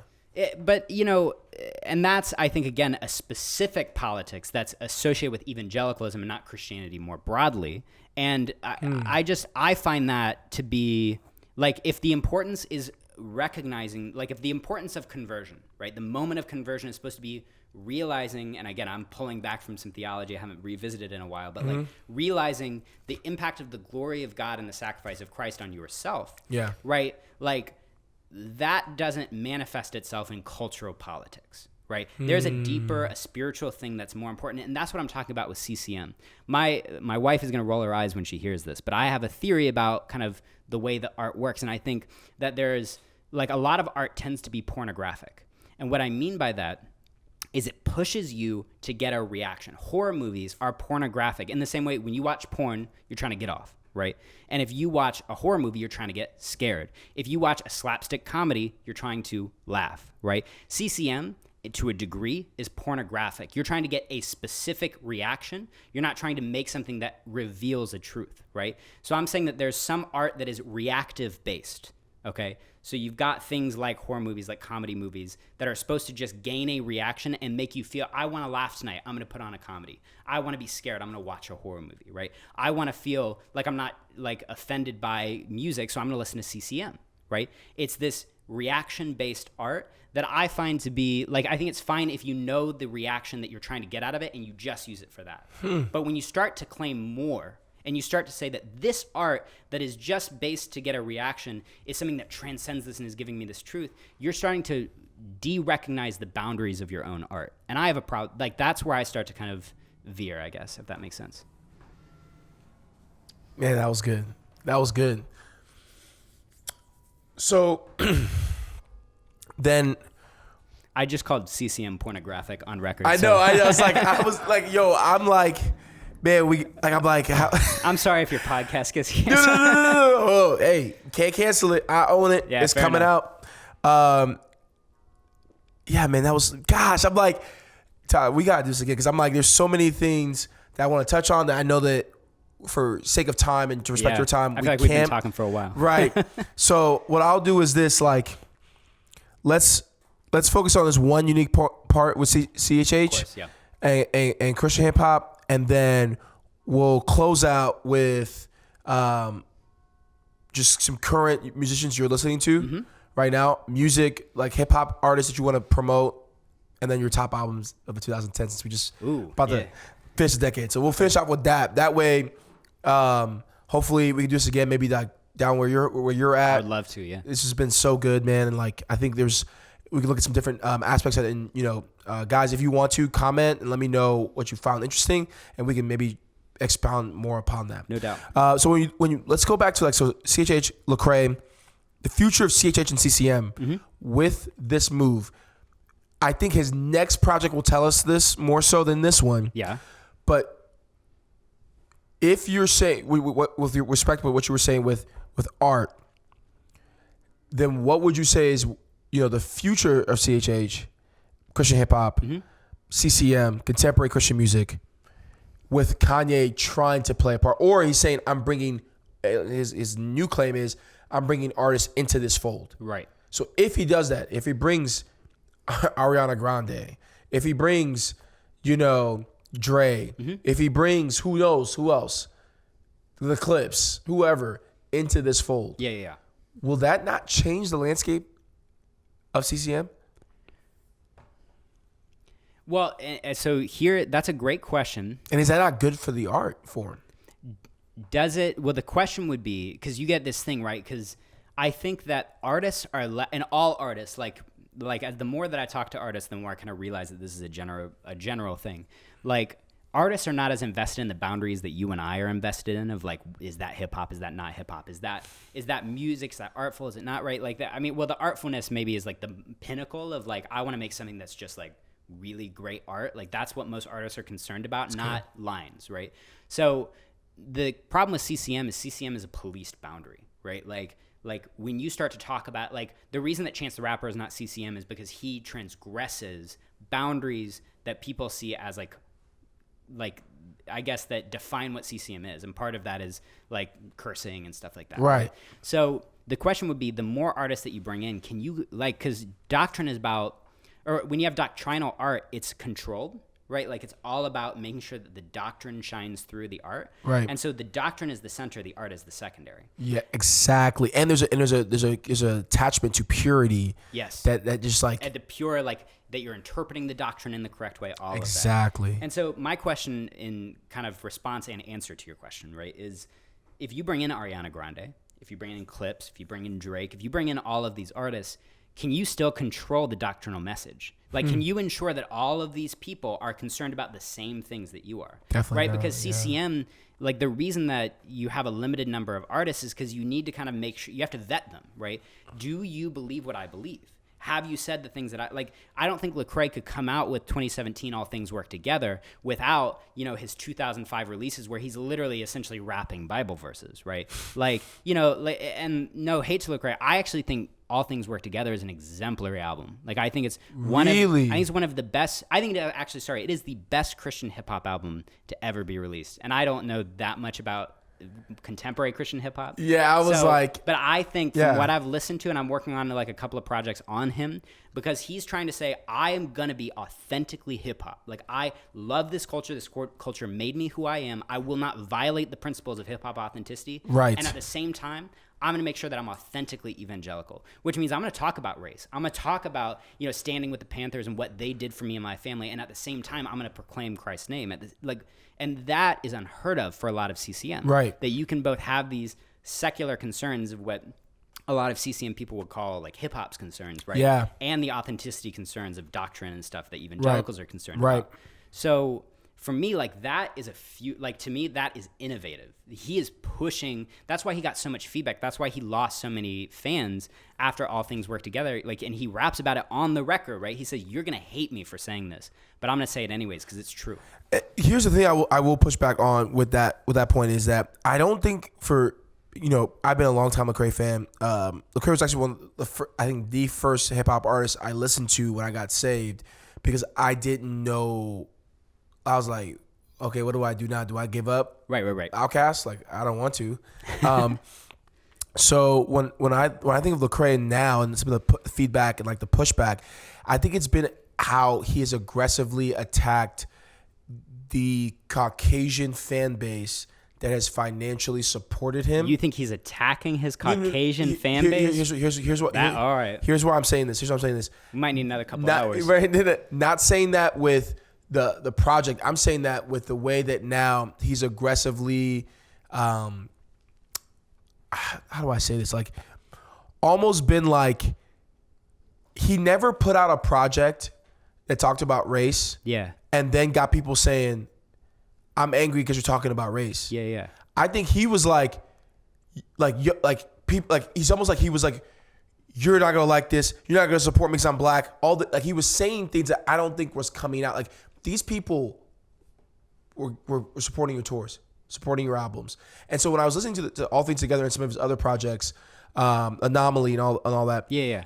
I didn't like, especially Church Clothes, the mixtape he puts out, where he started like just being like, not just like pro-black, but also speaking to the people of what they were attacking him with. And I didn't see that manifested online or in his tours. Like, he was still selling out. He was still he was still a headliner. They were like, these are white people that are still doing that.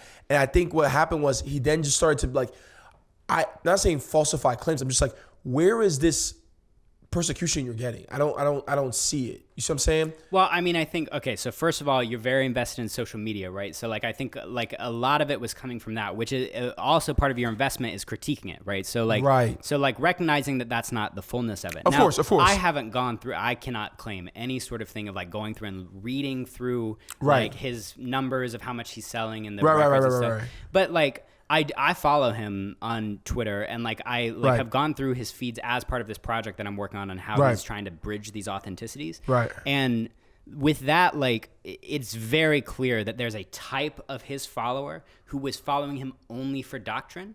And as soon as he says, I am, like he said, oh man, there's that powerful moment at the beginning of All Things Work Together. He says, I'm black. Yeah, that's what I'm saying. That's what I'm saying. Yeah. He looks at you and, oh gosh, like that's like when Kendrick Lamar says, you hate me, don't you? Right? It's that moment where like the artist squares on and perceives something in their audience. Like, I don't think Kendrick Lamar is losing white fans because he says he makes a record like The Black of the Berry, right? He's talking to a different kind of fan who is already kind of jumping ship from him. But that's what I'm saying is that for Lecrae to say I'm black, like to say with that like indignation, I don't know like where it's coming from. Evangelicals who say like, now that you're talking about all this secular stuff, like you're trying to go mainstream, you're selling out from us, right? You're betraying us. He's like, I'm not betraying us, I'm being who I am black. That's what he's saying. Got you. You don't get to, because I want to talk about the issues that I live, right? Christ lives in the world according to Christian doctrine, right? So if I'm going to talk about that world that he lives in, that he touches, that's real and palpable, and you're going to tell me that somehow I'm selling out, like, to me, that I get that, because like there's this attack in Christian culture, right? That's like, as soon as you start to lose focus on just quoting Bible, I mean, this is reductive, but like quoting Bible verses or like being so doctrine centered that like you walk around and you you're like, oh, let's pray for that person. You stop. As soon as you stop doing all of that all of the time, and it You doesn't seem like you're selling out. Yeah. Like people are like, oh, you're not Christian anymore. Yeah. Like you're just trying to get those people out there in the world who talk about blackness, who talk about race, right? And that we can just kind of move on. And what he's saying is, I am as Christian as you thought I was, and just because I'm talking about my blackness, which I live in, which God gave me, like that doesn't mean that you get to erase my walk, which I've been walking for 15 freaking years, trying to serve you and your community and do things that you can listen to and make dope music for you, right? I get that feeling. I mean, to me, I hear this feeling of betrayal. Of like, I have done the work. I've proven my bona fides. I've shown you my doctrine, right? And that as soon as he wants to make art that really like makes him feel alive, and you can hear it in his bars, like it's so much more dynamic than some of his other stuff, right? Yeah. Like that people would abandon him or criticize him for doing that and call it selling out. Like to me, that's furthering the message that he claimed before. It's not reducing it or walking it back. Right. So I get that frustration. Yeah, I think definitely agree with that. I think I would just be expecting of the criticism and not be so surprised by it, because fans always have an issue when an artist switches from what they came to that artist for. But like this is why Christians get mad about like boundaries of art as well, because for him and for his fans, these claims are not just whether it's good art or bad art. Right. It's eternal, right? This is your soul. This is how good of a Christian you are. This is how holy you are, right? So when those talks come, of course, like I don't think he's surprised, but I think he's a little pissed. Like I think he might have been surprised by the degree to which people were jumping ship. Like that's the kind of the sense I get. He's like, I kind of knew you would do this, but like I didn't know you'd do me like that. You know what I mean? Right. I think there has to be a discussion though, because again, like when we talked about earlier, how do you do music doctrinally to a God, but then leave boundaries when God Himself puts you within certain structures and ask of you certain things, and puts you within like there are things that God asks of me that the world does not ask of me. You know what I'm saying? So there are boundaries within God, and so I think that what we see sometimes from the church or Christians, it comes from a rooted place. And so when they're saying, listen, don't float off too far here, I think that's the same thing as Jesus saying that in Scripture. When they go to Jesus and say, hey, why aren't you talking about the taxes we pay and this oppressive, evil government that rules over us? And he goes, it's not about that. Yeah. Focus in. I'm here to tell you there's something greater that I have prepared for you. But those are people that are sitting there hundreds of years, seeing their wives be raped, their people being killed. You know what I'm saying? So he's asking something that's like just out of their minds. Yeah. You see what I'm saying? So it's like, for me, the church, when you're thinking about music and you're thinking about the celebration of that in art, I think that's where you're seeing that rooted. It's like, hey, we fear that you won't stay within these boundaries. And if you leave that, we haven't had a discussion of like, if we leave limitless boundaries for art, can we allow a drink then? Is that glorify God? We don't know. And see, like, I'm probably not the best person to ask that, right? So we haven't had the discussion. Well, because I'm also not invested in, like, for me, like, my response to that is, like, isn't God powerful enough that when you go out of these little boundaries that He can still keep you grounded, right? Like, isn't the power of Christ, like, life-changing thing, like, powerful enough that when it sounds a little dangerous or whatever, that, like, that can still be well within the bounds of, like, Christ's love or whatever. But again, like, that's me. Like, right. We have to work, and that's why I listen to Drake, I listen to Chance, I listen to artists, because I'm gleaning the wheat from the chaff. Exactly. You see what I'm saying? But again, not everyone can do that. And I think Lecrae, for me, sometimes I'm like, dude, these are suburban white people that literally feel like they saw you come from nothing and they supported you along the way. They have a right to be a little upset. Mumford & Sons fans have the right to be upset that they no longer play the banjo and do folk music, because they're like, I didn't come for you for classic, for really good rock music. I think that I'm allowed to critique it. The only difference with Lecrae is like race is the biggest difference, right? And the fact that it's not the exact same is because like there's this long history that evangelicals have with race. Like we're talking about the Southern Baptists and slavery and all that. Like that's some messy stuff, you know? Yeah. And then if you think about like the ways that Christians both played roles on all sides of like justifying slavery or not, or justifying civil rights or not, right? Like there were always Christians in high positions of power that were oppressing black people in the name of Christ. Right. And so there's like you've got first this racial component to the religion itself. Right. Right. And then there's another thing, and this is, again, a whole other podcast. Like, and this is a thing, like, how much do, like, to me personally, because of my racial politics, I don't think black people owe me anything. You don't need to explain to me, like, if I don't pay attention to your blackness and I don't recognize the history of what my people have done, if I don't recognize the history of what America has done, I'm not doing that work. You don't have to explain it to me. That's my problem, right? And so I think part of what Lecrae is doing is saying that, but there are people who believe, like, well, yeah, but you got to kind of explain, because white people, like, they haven't, you're right. Like, these kids don't know this stuff. But I don't think he's saying you should have known. I think he's saying, I'm telling you, and you're not listening because you think that you're thinking about doctrine when I'm telling you a different kind of truth, if that makes sense. That's good. Buns, this has been so good, man. Yeah, absolutely. 2 last questions to finish us out. All right, I'll try not to talk too long. No, you're good. Give me, I'm trying to think which one. Give me your favorite album from the 2000. How do we want to do the decade? You want to do, like, I guess it's from 2009 to 2010 to 2019 would be a 2010s, right? Yeah. So 2010 to 2019, was it? No, it wasn't for you, my dark, beautiful. No. It's To Pimp a Butterfly. To Pimp a Butterfly. 100%. I don't think I've ever been so deeply challenged by a work, both in terms of the way that I think about hip hop, what sounds like hip hop, what I think an artist can do in one project, what I think about, like, what history means to hip hop, you know, like in terms of, like, musical history, racial history, etc. What a feature can mean. The Rhapsody is the only feature. I'm gonna stand for Rhapsody on this podcast. Only feature on that entire album. This unknown MC from Snow Hill, North Carolina. Come on now. And then, you know, like, having a poetry being melded perfectly with this sort of other narrative. Pac's voice resurrected on the last track, literally reincarnated. There's just nothing like it to me. I've listened to what's supposed to be the 90 best hip hop albums of all time. So that's the most kind of, like, authority that I can claim to it. I've never heard anything quite like it. It changed the game. It was transcendent.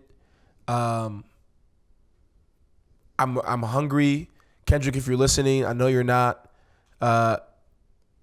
Please, just a snippet, something. Yeah. Oh my gosh, I've been waiting so long. Even some features. Like, I've been waiting so long. I don't know. What are you doing, man? You just like, another, even playing another. Hoop? Like, you Untitled and Mastered, anything. Like, I'll take your B-roll. Whatever. Is you grabbing lunch? Like, is there anything else, like, feature in a movie? I just want to know, what is he just one of those dudes? He scares me as an artist, where he might just make this album and be like, tour off it and be like, I'm done. Like, he's one of those dudes. I could see get married and have kids, be like, I wasn't here for the fame. But he's one of those people, he loves what he does. He loves his art, and he is invested in making the best possible thing that he can make.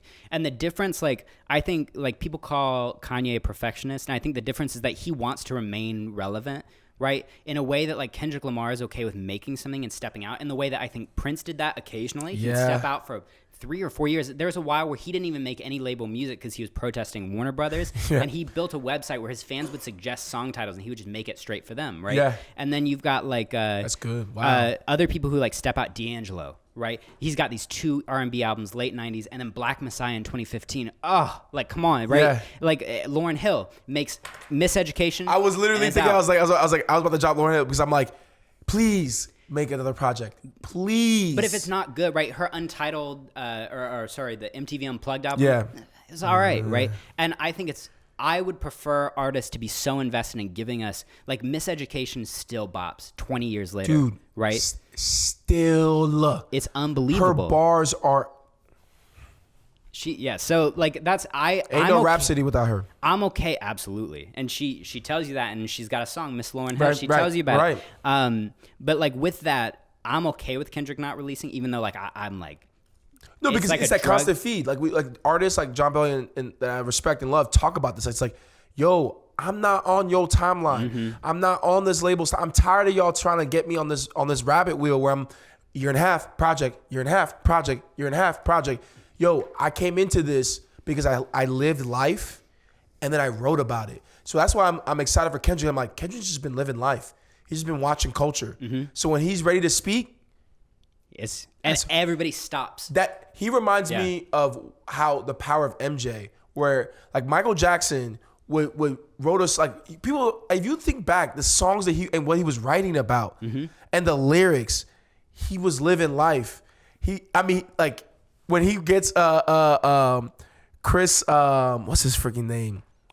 The funny comedian, Chris Rock. Not Chris Rock. Chris Tucker. Tucker. Thank you, producer Troy.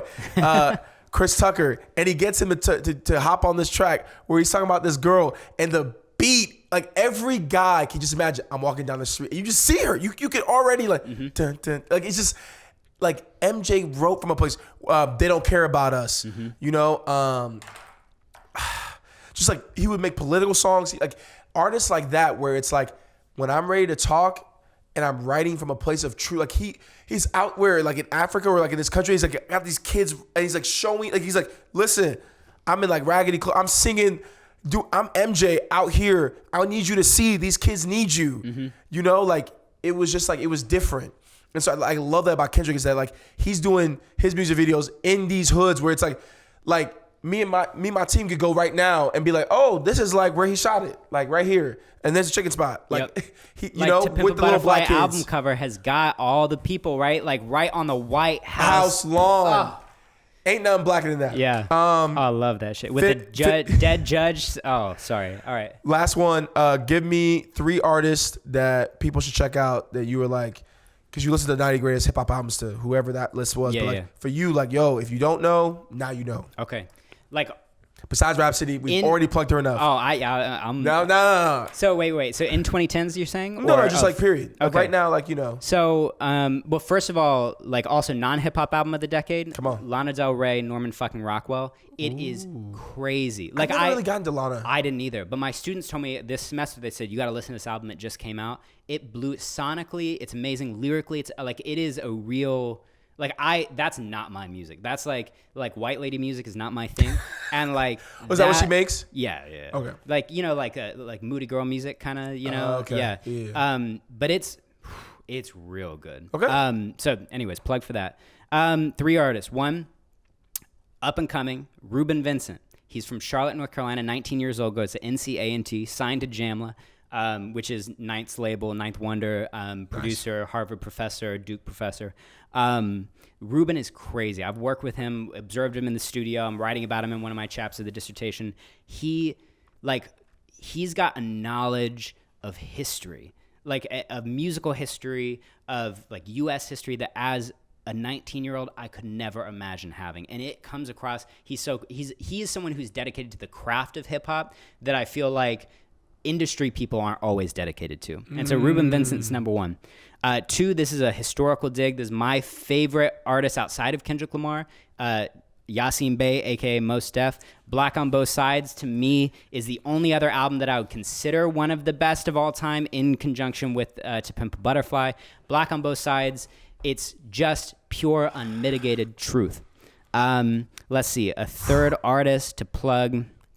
One of the most underrated artists of all time. Yeah. I'm sorry, I said to say like. And another one who stepped out of the public sphere when he said, I'm not making that art anymore, right? He said, I don't have this for you right now. Yeah. Got into act. Let's not. All right, I'm trying to think of one more. I mean, I already mentioned D'Angelo. Like, he's relevant in the 2010s because he put out Black Messiah 4 years ago. If you have never listened to D'Angelo, and if you have white listeners, your white listeners probably haven't, go listen to D'Angelo. He's part of Questlove, The Roots. You like Jimmy Fallon. Questlove played all of the drums on D'Angelo's record, right? Oh, like they're like, wait, the big fro guy that plays for Jimmy Fallon? Common, the Microsoft guy in the studio during these, right? Okay, so like you've got to listen to D'Angelo because he constantly, like him, Erykah Badu, they're part of these Soulquarians, right? Late 90s. Yes. Just crazy. So listen to D'Angelo. Tyler Bunzey, UNC Chapel Hill is so lucky to have you. Your students are so lucky to have you. I'm lucky to be friends with you. Thank you for coming to the Podyssey, man. This is great. This is my first podcast ever. So I am very, very appreciative. Dude, we got him before he got famous. Thank God. Before the book comes out, dude. Hey. Until next time. I appreciate it. All right. Hey, Podyssey fans, thank y'all so much. Please like, share, follow us. This camera. Please like the podcast, share it, follow us. If you like the content, please comment. Tell 5 of your friends. We're working really hard to make this better and better and better and better. God bless y'all. Till next time. right.